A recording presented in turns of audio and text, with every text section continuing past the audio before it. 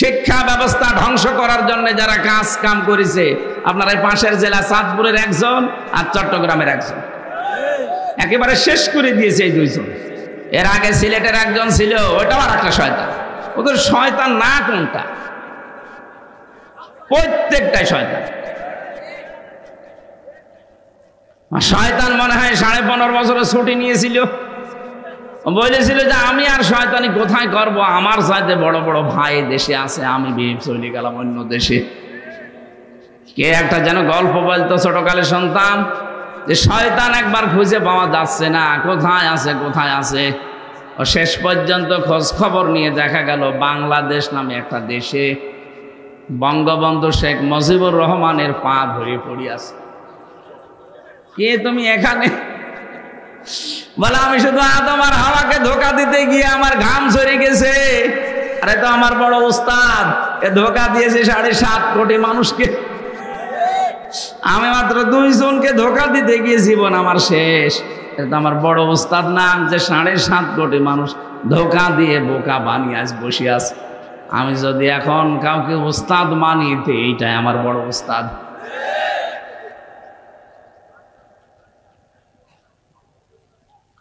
আল্লাহর সাথে পাল্লা দিয়ে পারা যাবে না, এই জন্য আমাদেরকে নত স্বীকার করা লাগবে। বিশ্ব নবীকে আল্লাহ যে পথ দিয়েছিলেন, এটা অস্থায়ী পথ না, ওটা স্থায়ী পথ। আমরা আল্লাহর কাছে 17 বার প্রতিদিন চাই, আল্লাহ তুমি আমাদেরকে ইহদিনাস সিরাতাল মুস্তাকিম, আমাকে সরল এবং সঠিক পথ দেখাও। রব্বুল আলামিন বলেন, আগের কথা শোনার পরে তোর তো মনে হচ্ছে সরল সঠিক পথে তুই আছিস, তুই তো হেদায়েতের উপরে আছিস বলে মনে হয়, কারণ তুই প্রশংসা করলি আমি আল্লাহর। আলহামদুলিল্লাহি রাব্বিল আলামিন আর রহমানির রহিম মালিকি ইয়াউমিদ্দিন, এই কথাগুলো সব প্রশংসা না? এক কথা বোঝেন? এতগুলো প্রশংসা করার ধরন দেখে আমার মনে হচ্ছে তুই তো ভালো পথে আছিস। আবার সরল সোজা পথ কোনটা? আপনি জানো নিচের থেকেই বললেন আল্লাহ ইয়্যাকা না'বুদু ওয়া ইয়্যাকা নাস্তাঈন। হে আল্লাহ, তোমার কাছে আমি সরল সোজা পথ চাই, আমি কিন্তু যে সে না, আমি তোমার বান্দা। আমি তোমার কি? আমি তোমার বান্দা, আমি স্বীকৃতি দিলাম। আজ অনেক মানুষ দেখি আল্লাহর বান্দার পরিবর্তে বিভিন্ন পীর সাহেবের গোলামের কথা পরিচয় দেয়, বলে আমি আমার পীরের গোলাম। এটা জায়েজ নেই। যারা বলেন হয়তো না বুঝে বলেন, আপনি এখনই তওবা করেন। এই পৃথিবীতে আমরা কারো বান্দা না, আমরা রাসূলুল্লাহর বান্দাও না। বান্দা কার? এই শব্দটা কত দামি জানেন? বান্দা, আব্দুল, এটা আল্লাহ নিজে আমাদের নবীকে নাম ধরে দিয়েছেন। ওয়াইন কুনতুম ফি রাইবিম মিম্মা নাযালনা আলা আবদিনা। এই যে আব্দুল শব্দটা এত আদরের, এত ভালোবাসার, আমরা ওই শব্দটাই নামাজে বারবার আল্লাহকে শোনাই, ইয়্যাকা না'বুদু। হে আল্লাহ, তুমি আমাকে চিনতে পারোনি, আমি তোমার দাস, তোমার গোলাম, বান্দা। আমি তোমারই ইবাদত করি। ওয়া ইয়্যাকা নাস্তাঈন, তোমার কাছে সাহায্য চাই। স্বাভাবিকভাবেই যেন মনে হচ্ছে আল্লাহ আমার সামনে দাঁড়িয়ে জিজ্ঞাসা করছে, হামজা, তোমার বান্দার স্বীকৃতি দিলে, এতগুলো প্রশংসা করলে, আমি আল্লাহর কি দেব তোমারে বলো দেখি। তখন আমরা সরল সোজা এবং স্থায়ী মুস্তাকিমের পথ চেয়েছি। বলেন বলেন, এটা চাইলেই শেষ হয়ে গেছে। আল্লাহ যেন প্রশ্নবোধক চিহ্ন দিচ্ছে। সিরাতে মুস্তাকিম কি এটা? আল্লাহ যেন আমাকে জিজ্ঞাসা করছে কি এটা। এখন আমি নিজের থেকে বলছি, আল্লাহ সিরাতাল্লাযীনা আন'আমতা আলাইহিম, আল্লাহ সিরাতে মুস্তাকিম তো ওইটা, ওদের পথ আমি চাচ্ছি, যে এই পথে তুমি পুরস্কার দিয়েছো, যে পথের মানুষদেরকে তুমি এনাম দিয়েছো, পুরস্কৃত করেছো, ওদের পথ আমি চাই। আল্লাহ পাক বলছেন কারা তারা? আপনি নিজে পরিচয় দিয়েছেন, গায়রিল মাগদুবি আলাইহিম ওয়ালাদ-দাল্লিন। তাদের পথে তুমি চালাবে না, যারা মাগদুব এবং দলিন, যারা অভিশপ্ত এবং পথভ্রষ্ট। এখানে দুইটা জাতির নাম আমরা জানি। এই ছেলে, জরুরি কাজ না থাকলে যাবেন না, একটু বসে। এখানে দুইটা জাতির নাম আমরা সকলে জানি, যে একটা ইহুদি আর একটা খ্রিস্টান। আপনি তামাম দুনিয়ায় এখন 257টা রাষ্ট্র আছে, মানবতার শত্রু, ইসলামের শত্রু হিসাবে আপনি দুইটা জাতিকে দেখবেন বেশি ভূমিকা পালন করছে। আপনি গাজার দিকে তাকিয়ে দেখবেন, এখানে ধ্বংস করার পেছনে দায়ী হচ্ছে ইহুদিরা, আর ওদেরকে সাহায্য করেছে খ্রিস্টানরা। এক কথা বলেন না কেন? আর বাকি মুসলিম বিশ্বে, বিশেষ করে আমাদের প্রতিবেশী, এখানে মুসলমান নিধনের পেছনে ভূমিকা পালন করেছে মুশরিকরা, আর এদেরকে সাহায্য করেছে উগ্রপন্থী কিছু হিন্দুরা। গুজরাটে মুসলমান হত্যা, কাশ্মীরে মুসলমান হত্যা, সর্বোপরি আল্লাহর ঘর ওরা ভেঙে দিয়েছে। এখনো পর্যন্ত আল্লাহর ঘর ওরা ভাঙতেছে, গতকালকেও একটা ভেঙেছে। আমাদের প্রতিবেশী, এই কারণে আমরা সতর্ক করছি, যেহেতু আমাদের হাতে আপনাদের যাতে ক্ষমতা কম, এই জন্য সতর্ক করছি। প্রতিবেশী পাল্টানো যায় না, প্রতিবেশীর চরিত্র পাল্টাতে হয়। এই জন্য আশা করবো আপনাদের পূর্বপুরুষেরা আল্লাহর ঘর কাবা ধ্বংস করতে এসে তারা কাসফিম মাকুল হয়ে গেছে। কথা বলে না কেন? আপনারা যা করছেন, আপনাদেরকে আল্লাহ কাসফিম মাকুল বানিয়ে দেবে। এই জন্য আপনারা থামেন। হয়তো বুঝে হোক না বুঝে হোক, আবেগে এক শয়তানের পামে আপনারা এটা করছেন। এক শয়তান হাওয়া দেয় আর আপনারা এটা করেন। একটা নির্ভেজাল টাটকা শয়তান ওই মোদিটা। কত মুসলমানের রক্তর হাতে লেগে আছে আপনি জানেন, আর আপনি আর জায়গা পেলেন না যাওয়ার, ওর কাছে গিয়েছেন। তামাম দুনিয়ার 257টা রাষ্ট্র, এই ময়লার বস্তা কেউ নেয়নি, মোদি নিয়েছে। এটা ময়লার বস্তা না? বলেন তো, ওই মহিলারে কেউ কাজের লোক রাখবে না? আমার তো সম্ভব না। ও সাঁতারে কাজের লোক রেখে করবো কি আমি? অথচ তাকান, তামাম দুনিয়ার নিকৃষ্ট মানুষের তালিকা খুঁজবেন, আপনি 6 জন মানুষের নাম পাবেন। তামাম পৃথিবীতে 6 জন মানুষের নাম আছে নিকৃষ্ট, যারা গণহত্যাকারী। তার ভেতরে হিটলার আছে, চেঙ্গিস খান আছে, ওই যে যেটার নাম বললাম ওইটা আছে, আর যেটা পালিয়েছে এর নামও আছে। এর এখন বয়ফ্রেন্ড, এরপর আর একটা কি আছে জানো? গার্লফ্রেন্ড। এ পর্যন্ত যেন থাকে, আর নিচে নামবেন না, কারণ নিচে নামা আপনাদের জন্য আর জায়েজ নেই, কারণ দাদা তো আর মুসলমান না। ও দাদা এখন মুসলমানই দিতে গেলে যে পাকা মতা সওয়াল কিডা দেবে? হাজাম কোথায় পাবেন আপনি? একটা হাজামকে নিয়ে যে দেবেন, ও তো আর চোখ খুলে কাটতে পারবে না, চোখ বন্ধ করে কাটা লাগবে। শেষে আগা কাটতে যে গুড়া কেটে বাদ দিয়ে দেবে, ও বিয়ের স্বাদ মিটে যাবে দাদা। এই জন্য যাই গেছেন থাকেন, কিন্তু নিচে নামবেন না। কথা বলছে না কেন? নাই তো শেষ বয়সে একটা কিছু হয়ে গেলে তখন পরিচয় দেবো কি?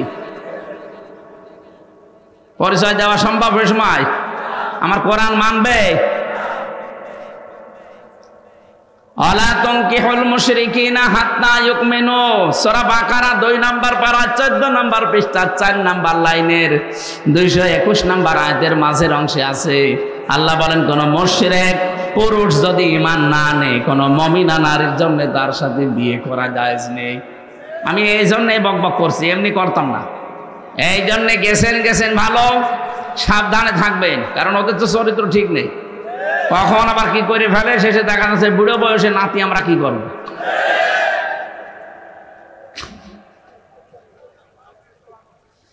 কুমিল্লাবাসী, একটা মহিলার জেদের কারণে আপনারা কিন্তু বিভাগ পাননি, নয়তো বিভাগ হয়েছে। তো একটা মানুষের দোষ দিতে যে মোশতাক কি করেছে, মোশতাক আপনার যা করেছে ভালো করেছে, ওরকম আরো বেশি করার দরকার ছিল, তাহলে এই যন্ত্রণায় পড়া লাগতো না আমাদের। এই কথা বলেন না কেন? খালি মোশতাকের দোহাই দিয়ে এত বড় একটা জেলা, বাংলাদেশের 17 জেলার ভেতরে একটা জেলা কুমিল্লা, এটা বিভাগ হওয়ার মতো না?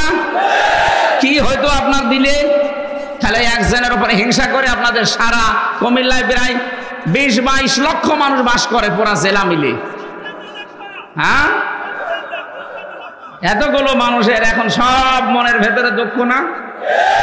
এই দুঃখ থাকবে না, সামনে জেলা বিভাগ হবে ইনশাআল্লাহ। আমরা সবাই চাচ্ছি, সারা বাংলাদেশে তো আমি ঘুরি, বলে না এটা ঠিক হয়নি, এদের বিভাগ দেওয়া দরকার। আল্লাহ যেন অন্তত এটা আপনাদের দেখার তৌফিক দেন, জোরে বলেন আমিন। আমার ভাইরা, আমি যে কথা বলছিলাম, রব্বুল আলামিন এই দুইটা জাতির নাম দিয়েছেন এই কারণে, একটা অভিশপ্ত আর একটা পথভ্রষ্ট। এই পৃথিবীতে কেন তারা অভিশপ্ত, কেন পথভ্রষ্ট, আমি প্রায় 5টা কারণ পেয়েছি তাফসিরে। এইদিকে তাকান, এটা আমাদের সাথে আবার মিলবে। 1 নম্বরে, এই মানুষগুলো কিন্তু জানতো যে আমাদের নবী মুহাম্মদুর রাসূলুল্লাহ শেষ নবী এবং সর্বশ্রেষ্ঠ নবী, কারণ ওদের তাওরাতে, ওদের ইনজিলে 100 বার লেখা ছিল এটা। তাওরাত কিতাবে, ইনজিল কিতাবে আমাদের নবীর নাম পরতে পরতে তার প্রশংসা লেখা ছিল। আমাদের কোরআন পড়তে গেলে আমরা যে অক্ষরগুলো দিয়ে পড়ি, আমার আল্লাহ প্রতিটি অক্ষরে আমাদের নবীর সম্মান আর পরিচয় তুলে ধরেছেন। আপনি দেখবেন যারা আরবি পড়তে পারে বলবেন আলিফ দিয়ে দেখবেন আহমাদ, আলিফ দিয়ে আহমাদ মানে প্রশংসিত। বা দিয়ে আল্লাহ বলেন আমার নবী বাশির, সুসংবাদদাতা। তা দিয়ে আমার নবী মুত্তাকি, তিনি পরহেজগার। সা দিয়ে আমার নবী মুদ্দাসসির, তিনি কম্বলওয়ালা। জিম দিয়ে আমার নবী জামিল, তিনি সুন্দর। হা দিয়ে আমার নবী হামিম, তিনি অন্তরঙ্গ বন্ধু। খ দিয়ে আমার নবীর পরিচয় আল্লাহ দিয়েছেন খাতামান নাবিয়্যিন, আমার নবী শেষ নবী। আপনি একটা একটা করে যখন যেতে থাকবেন দেখেন সর্বশেষ অক্ষরে আল্লাহ ডাক দিয়েছেন ইয়াসিন, হে নেতা। সুবহানাল্লাহ বলতে পারেন? ওদের কিতাবে এভাবে প্রত্যেকটি পরতে পরতে সাজানো ছিল নবী মুহাম্মদ রাসূলুল্লাহর পরিচয়, যে উনি একজন শেষ নবী আসবে, উনি সর্বশ্রেষ্ঠ নবী। আমিনা তার মায়ের নাম, আব্দুল্লাহ তার বাবার নাম, দাদার নাম পর্যন্ত লেখা ছিল।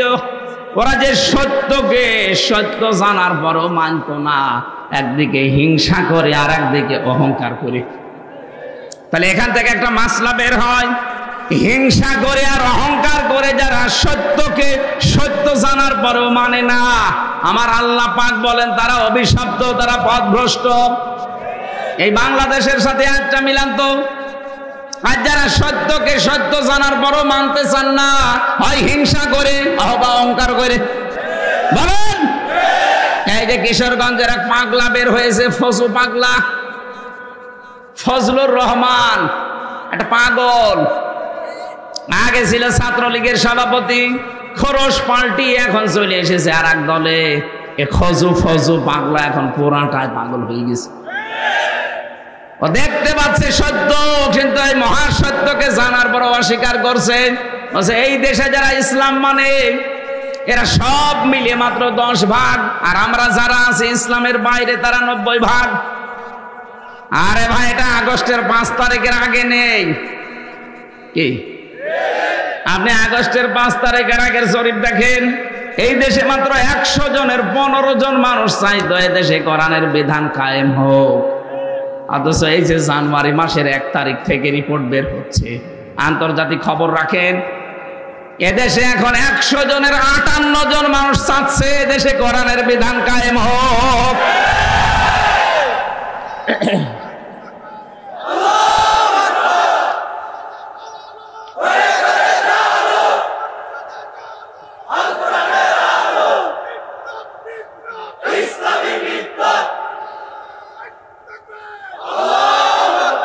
এই ফজুর মতো আরো কিছু মানুষ দেখছে পাগল হয়ে গেছে।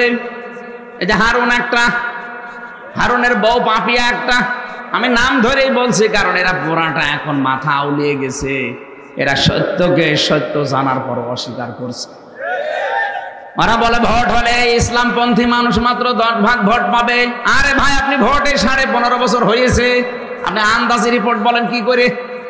বিশ্বের রিপোর্টগুলো এখন খুলে দেখেন, এই যে মাইক্রোসফট, ভয়েস অফ আমেরিকা, সবগুলো খ্রিস্টানরা চালায়, একটাও তো মুসলমান চালায় না। তারা এখন রিপোর্ট দিচ্ছে বাংলাদেশ দেখে, এই দেশে যেভাবে মানুষের উত্থান হচ্ছে ইসলামে, আগামীতে তৃতীয় শক্তি হিসাবে ইসলাম ক্ষমতায় যাবে। এটা আমেরিকার রিপোর্ট। মাইক্রোসফট রিপোর্ট দিয়েছে তামাম দুনিয়ায় 257টা রাষ্ট্রের ভেতরে মিথ্যা কথা বলার দিকে এগিয়ে আছে ভারত। আরে ভাই, আমরা তো বানাইনি, বানিয়েছে খ্রিস্টানরা। সবচাইতে বেশি মিথ্যা খবর প্রচার করে ভারতে। আপনি দেখেছিলেন না ওদের সাংবাদিকের অবস্থা কি? হলহকার, মলম। আমার মনে হয় মলম বিক্রেতা অত নড়াচড়া করে না।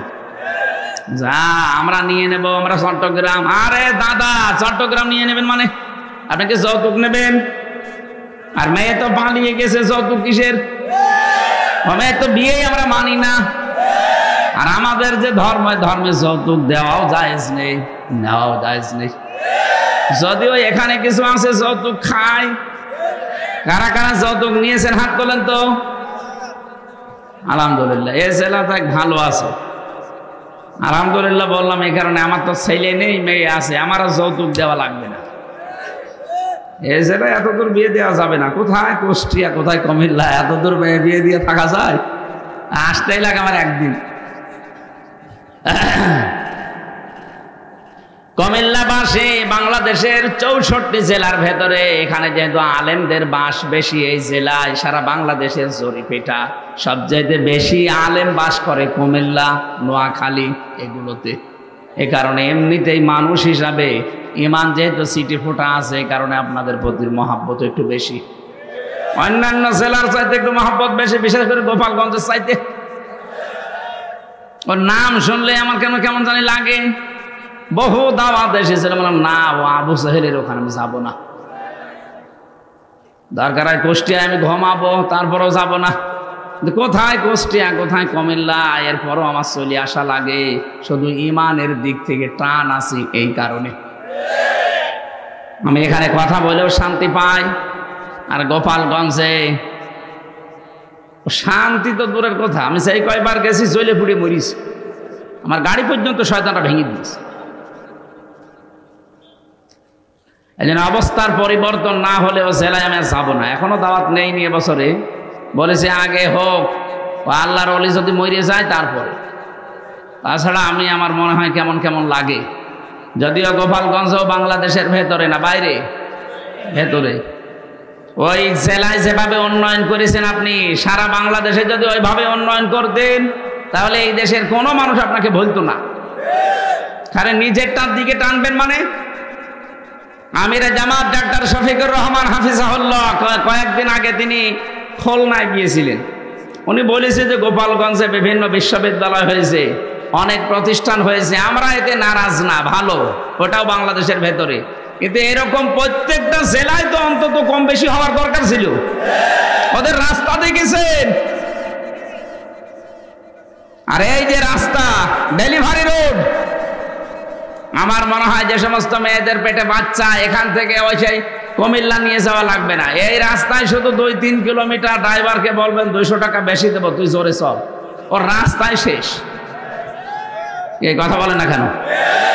ডেলিভারি রোড বানিয়ে ফেলেছে, রাস্তায়ও হয়েছে একবার। তাহলে এখান থেকে আমি আজকে শিক্ষা দিতে চাইলাম, এই যারা সত্যকে সত্য জানার পরে অস্বীকার করছেন, এই ফসু পাগলার মতো, আপনাকে কিন্তু ইহুদি আর খ্রিস্টানদের সাথে তুলনা দিয়েছেন আল্লাহ। আপনি সত্যের পথ পাবেন না। এই জন্য যারা এরকম বিভ্রান্তিতে আছেন তারা থামবেন। আর আমি জানি যারা একেবারে শেষ পর্যায়ে পৌঁছিয়ে যায়, ওদের হেদায়েত দেওয়ার মতো আল্লাহ আর খালি রাখে না। ইন্নামা নুমলি লাহুম লিয়াজদাদু ইসমা ওয়া লাহুম আযাবুম মুহিন। মানুষের পাপ যখন পরিপূর্ণ হয়ে যায়, ওই মানুষগুলোর মুখ দিয়ে তখন অনর্গল আল্লাহ মিথ্যা কথা বের করে। এই জন্য মিথ্যা কথা খুব বেশি বলছে কয়েকজন। আপনি দেখবেন, এই কথা বলছে না কেন? আপনি দেখবেন যে এই কয়টা ইসলামের বিরুদ্ধে, একামতে দিনের বিরুদ্ধে কথা বলছে, ওদের একটারও পেছন ঠিক নেই, সবগুলো বাম থেকে আসা। বলে যে কোরআনের সাথে রাজনীতির কোনো সম্পর্ক নেই। আরে শয়তান, 918 জায়গায় কোরআনে কারিমে আছে ডাইরেক্ট ইনডাইরেক্ট মিলে যে কোরআন দিয়ে রাজনীতি করা লাগবে। আমি এর আগে 903 জায়গা পর্যন্ত পেয়েছিলাম, আজকে সারা দিনের ভেতরে 3 থেকে আরো 15 জায়গা, কত হয় 918 জায়গায় আমি পেয়েছি। আরো যারা বড় বড় গবেষক তারা তো আরো বেশি পাবে। যেটা 903 জায়গায় আছে এটা যদি কেউ অস্বীকার করে ওর ঈমান থাকার কথা। নামাজের কথা আছে মাত্র 82 জায়গায়, কয় জায়গায়? যাকাতের কথা আছে মাত্র 82 জায়গায়, হজের কথা আছে মাত্র 1 জায়গায়, রমজানের কথা আছে মাত্র 1 জায়গায়। এটা অস্বীকার করলে যদি আপনার ঈমান না থাকে, যেখানে 918 জায়গায় আছে আপনি অস্বীকার করেন কোন কারণে? নিজে করতে পারেন না, এটা আপনার ব্যর্থতা। এক কথা বলেন না কেন? যারা এই বাংলাদেশে কোরআন দিয়ে রাজনীতি করেন না, আপনি কান খাড়া করে সাফ কথা শোনেন, আপনি মরে গেলে কোনো বিচার হবে না, কোনো হিসাবও হবে না, বিনা বিচারে বিনা হিসাবে আপনি জাহান্নাম। এটা আমি বানালাম। সূরা হুদ 12 নম্বর পারা 12 নম্বর পৃষ্ঠা 1ম নম্বর লাইনের 98 নম্বর আয়াতে আছে, ইয়াকদুমু কওমাহু ইয়াউমাল কিয়ামাতি ফাওরাদাহুমুন নার ওয়া বিইসাল বিরদুল মাওরুদ। আল্লাহ পাকে আয়াতের সামারাইজ এইটা, যদিও ফেরাউন সম্পর্কে নাজিল হওয়া। আমি যতগুলো তাফসীর দেখেছি বিশ্ববিদ্যালয়ে থাকাকালীন প্রায় 42টার সাথে এটা মিলিয়েছি আমি। 42টা তাফসীর পাশাপাশি রেখে মিলিয়ে সামারাইজ এইটা, যেই দলের নেতা জাহান্নামে যাবে ওই দলের যত অনুসারী কর্মী ওর সাথে জাহান্নামে যাবে। আপনি আয়াতটা মিথ্যা বলতে পারবেন? এবার বলেন তো আপনি কোথায় যাবেন? নিজের দিকে তাকান। আপনি এমন নেতার অনুসরণ করেন যার রাত 9টার পরে ঠিক মতো পা মাটিতে পড়ে না। এক কথা বলছেন না কেন?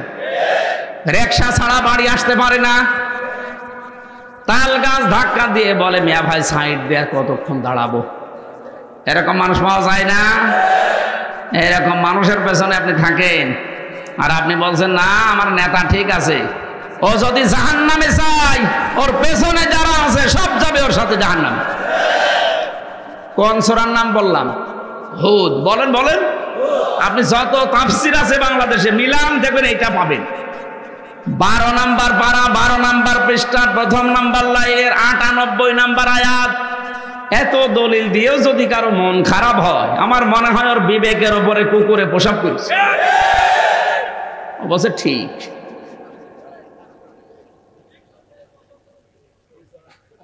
বলেন তো এই আয়াতের মূল শিক্ষা আমরা কি পেলাম? যারা সত্যকে সত্য জানার পরে অস্বীকার করে, মানতে চায় না, হিংসা করে হোক আর অহংকার করে হোক, এরা একদিকে মাগদুব আর একদিকে দললীন, পথভ্রষ্ট না, একদিকে পথভ্রষ্ট আর একদিকে লানত প্রাপ্ত। সুতরাং এটা শুধু ইহুদি খ্রিস্টানদের জন্য না, মুসলমানদের ভেতরেও জানেন যে এটা সত্য। বাংলাদেশে আজ হাজার হাজার দল করে মানুষ, এর ভেতরে সব দল তো আর সঠিক না। এক কথা বলেন না কেন? নবীজি বলেছেন আমার উম্মতের ভেতরে 73টা দল হবে। বনি ইসরাইলে ছিল 72 দল, আমার উম্মতে হবে 73 দল। এর ভেতরে 72 দল যাবে জাহান্নামে, একটা দল যাবে জান্নাতে। তাহলে এই দেশে যতই দল থাক সব দল তো আর জান্নাতি না। বলেন মানা আলাইহি ওয়া সাহাবী, একালি টান আছে। যারা আমি নবী এবং আমার সাহাবীদেরকে অনুসরণ করে চলবে তারা জান্নাতি। এই দেশে এখন তাকান, যারা আল্লাহর নবীকে এবং নবীর সাহাবীদেরকে অনুসরণ করে, অনেকের প্রশ্ন আসতে পারে যারা বিশাল জুব্বা গায়ে দেয়, পাগড়ি মাথায় দেয়, এরাই কে বলেছে আপনাকে? বিশ্ব নবীর সাহাবীদের জীবনীগুলো খোলেন। এক একজন সমরবিদ ছিলেন, কেউ অর্থনীতিবিদ ছিলেন। আপনার ভেতরে অর্থনীতিবিদ আছে, সমরবিদ আছে, পরিকল্পনা দেওয়ার মতো মানুষ আছে, 10টা মানুষের কর্মসংস্থান তৈরি করবে এই লোকটার মতো এরকম মানুষ আছে। এই মানুষটার নাম হচ্ছে মনির হোসেন পাটোয়ারি। চেহারা দেখতে যাই হোক, হাজারো মানুষের কর্মসংস্থান তৈরি করে দিয়েছে। আর ভাই আপনি আল্লাহর ওলি করার জন্য সে চলে যাচ্ছেন চিটাগাঙে, বরিশালে। কে বলেছে আপনাকে? আল্লাহর ওলি তো ওইটা যার দ্বারা মানুষের কর্মসংস্থান তৈরি হয়। একটা একটা মানুষ চুরি থেকে, ডাকাতি থেকে, ছিনতাই করা থেকে, হাইজ্যাক করা থেকে বেশি নিজের জায়েজ কর্মজীবনে আছে, যার মাধ্যমে আছে, সেই লোকটার দাম কত আপনি জানেন? আমি মনির হোসেন পাটোয়ারি সাহেবকে ধন্যবাদ জানাচ্ছি, কারণ ওনার চাইতে টাকাওয়ালা মানুষে বাংলাদেশে কম নেই। কত মানুষের টাকা তারা ব্যাংকে রাখে, ছাতা পড়ে যায়, অথচ ওনার টাকাগুলো উনি কাজে লাগিয়েছে, হাজার হাজার মানুষের কর্মসংস্থান তৈরি করে দিয়েছে। এক একটা মানুষ কর্ম করে খেতে পারলে তার দ্বারা আরো 4-5 জন পরিবারের সদস্য চলে। এই পরিকল্পনা তৈরি করা লাগবে না, এই আইডিয়া নিয়ে আসা লাগবে না। ওনার মাথা ছোট হোক, কিন্তু আইডিয়া তো আছে। আমরা আল্লাহর ওলি খুঁজেই পাই না। আমি সাফ বাংলা কথা বলছি। আল্লাহর ওলি যে লোকটা গাছতলায় বসে আছে, যে বাসতলায় বসে আছে, দরবার খুলে বসে আছে, ওটা আল্লাহর শত্রু। কারণ যার কাজ নেই ওটা আল্লাহর শত্রু। আল কাসিবু হাবিবুল্লাহ, যারা কাজ করে খায় এরা আল্লাহর বন্ধু। সুবহানাল্লাহ বলতে পারেন নাই? উনি কাজ করে খায়, কাজ করিয়ে খায়, এই মানুষগুলোই আল্লাহর বন্ধু। যদি ফরজ যে বিধানগুলো আছে ওটা ঠিক রাখতে পারে, শুধু ফরজ নামাজ, ফরজ রোজা, ফরজ হজ, ফরজ যাকাত, এগুলো ঠিক রেখে যদি মানুষের সাথে মুআমালাত মুআশারাত ঠিক থাকে, কসম করছে আল্লাহর ওলি ওইটাই। আল কাসিবু হাবিবুল্লাহ, যারা কাজ করে খায়, পরিশ্রম করে, এরা আল্লাহর বন্ধু। আল কাসিবু হাবিবুল্লাহ। তলাবু কাসবিল হালালি ফারিদাতুম বাদাল ফারিদা, নির্ধারিত ফরজ আদায় করার পর হালাল রুজির জন্য চেষ্টা করা, কষ্ট করা, ওটা আরেকটা ফরজ। এই ফরজটা বাংলাদেশে নেই, এই জন্য এত দুর্নীতি। এটা যদি আমরা ফরজ মনে করে পালন করতাম, 42,000 কোটি টাকা প্রতি বছরে বছরে পাচার হতো না। এক পদ্মা সেতু বানাতে 32,000 কোটি টাকা খরচ। কেন? যারা বানিয়েছে তাদের সাথে কথা বলেন। যত টাকা আপনি এখান থেকে মারিং কাটিং করেছেন, এরকম ব্রিজ 4টা বানানো যাবে। ওই যে শুধু নামাজকে, রোজাকে, কোরআন পড়াকে ইবাদত মনে করে, আর কর্মজীবন যেটা হালাল রুজির জন্য চেষ্টা করা, এগুলো মনে করে দুনিয়ার কাজ। এই জন্য দরবেশের মতো মানুষ এত বড় বড় দাড়ি, 36,000 কোটি টাকা চুরি করেছে। ওর হাত না, ওর মনে হয় ছোট ঠ্যাঙও কেটে ফেলা দরকার। শয়তান যা করিস।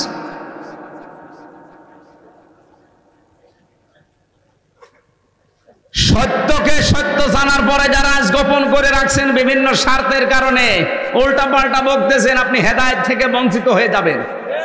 আপনার পাপ যখন পরিপূর্ণ হয়ে যাবে, ওয়ালাহুম আযাবুম মুহিন, আল্লাহ বলেন ওকে আমি অপমানজনক শাস্তি দেব। ও যে কালা মানিককে দিয়েছে, একটা হাইকোর্ট কি সুপ্রিম কোর্টের বিচারপতি, কি অবস্থা দেখেছেন? কলার পাতা শুয়েছিল, গলায় গামছা দিয়ে জনগণ টেনে নিয়েছে। এই কথা বলছে না কেন? গলায় গামছা দেয় কাদের? চোরদের। কাদের? সুপ্রিম কোর্টের বিচারপতিকে আল্লাহ চোর বানিয়েছে। এমনকি ওর বিসিও উড়ে গেছে। হ্যাঁ, ওর বিসি নেই। আমি আন্দাজে বলছি না, আমি যেখানে ছিলাম ওই ঘরে এখন ওই শয়তান আছে। সেদিন এক কারারক্ষীর সাথে আমার গাজীপুরে দেখা, বছর হুজুর ওই শয়তান আমার আন্ডারে আছে। আয় রাখ, হুজুর ওর বিসি নেই। ঠিক আছে, ওর বিসি নেই, এটা বাইরে প্রচার করবো, কারণ ওর বউ যেন না থাকে। কারণ ওর বউ যে জানবে যে ওর বিসি নেই, থাকবে বউ, চলে যাবে। এই জন্য আজ যারা বুঝে শুনে, জেনে শুনে সত্যকে অস্বীকার করছেন, তাদের কপাল থেকে আল্লাহ হেদায়েত বঞ্চিত করে দেবে। তারা একদিকে অভিশপ্ত, আর একদিকে পথভ্রষ্ট। আল্লাহ যেন আমাদের বাঁচান, বলেন আমিন।